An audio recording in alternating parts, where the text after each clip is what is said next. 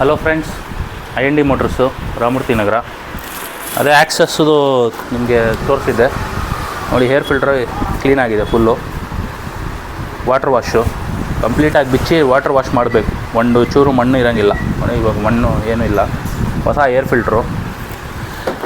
ಆಮೇಲೆ ಕಾರ್ಬೊರೇಟ್ರ್ ಫುಲ್ ಕ್ಲೀನಾಗಿದೆ. ಇದು ಫಸ್ಟ್ ನಾನು ವಾಟರ್ ವಾಶ್ ಮಾಡಿ ಆಮೇಲೆ ಗಾಡಿನ ಕಂಪ್ಲೀಟಾಗಿ ಕೆಲಸ ಮಾಡೋದು. ನೋಡಿ ಗಾಡಿ ನೋಡಿ ಫುಲ್ ನೀಟಾಗಿ ವಾಶ್ ಆಗಿದೆ. ಮೇನ್ ಕ್ಯಾಬಿನೆಲ್ಲ ತುಂಬ ನೀಟಾಗಿರಬೇಕು. ಆವಾಗಲೇ ಆ್ಯಕ್ಸಸ್ಸುಗಳದ್ದು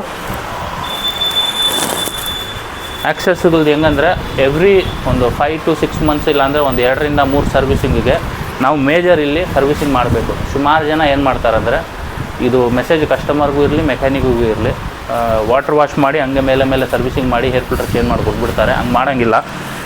ಹೇರ್ ಫಿಲ್ಟರ್ ಬಾಕ್ಸ್ ಬಿಚ್ಚಿ ಒಳಗಡೆ ಡಸ್ಟ್ ಏನಾದರೂ ಇದೆಯಾ ಅಂತ ಚೆಕ್ ಮಾಡಿ, ಡಸ್ಟ್ ಜಾಸ್ತಿ ಇದ್ದರೆ ಬಿಚ್ಚಿಬಿಟ್ಟು ಒಂದು ಸರ್ತಿ ಓವರಾಲ್ ಮಾಡಾಕಿ.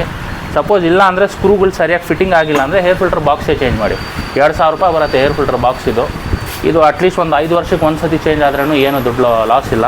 ಇದರಿಂದ ನಾವು ಮಾಡೋದ್ರಿಂದ ನಮಗೆ ಇಂಜಿನ್ನು ಬಂದುಬಿಟ್ಟು ಲೈಫ್ ಜಾಸ್ತಿ ಬರುತ್ತೆ. ಪಿಕಪ್ ಮೈಲೇಜ್ ಎಲ್ಲ ಚೆನ್ನಾಗಿರುತ್ತೆ. ಗಾಡಿ ಸ್ಟಾರ್ಟಿಂಗ್ ಟ್ರಬಲ್ ಬರೋಲ್ಲ, ಹೈಡ್ಲಿಂಗ್ ಇಶ್ಯೂ ಬರೋಲ್ಲ.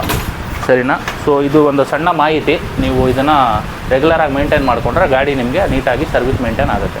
Okay, thank you friends.